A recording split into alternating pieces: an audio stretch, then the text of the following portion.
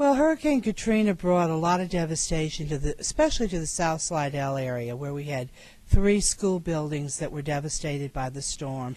Long-term effects of 3 schools causing us to either have to tear down and rebuild, or in the case of one of our historically significant buildings, to restore that building so that we could continue to have it be what it means to the citizens and community of Slidell of great historical value.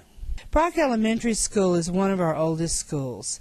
Well, it was substantially destroyed. In fact, it probably would have been a faster and maybe even a less costly project to just tear it down and start over. But because of its historical significance, the people of the community really wanted to see it be restored to its former building state. And in December of 2008, over 3 years since Katrina hit us, we were able to bring students and staff back to that building, and it was quite a homecoming.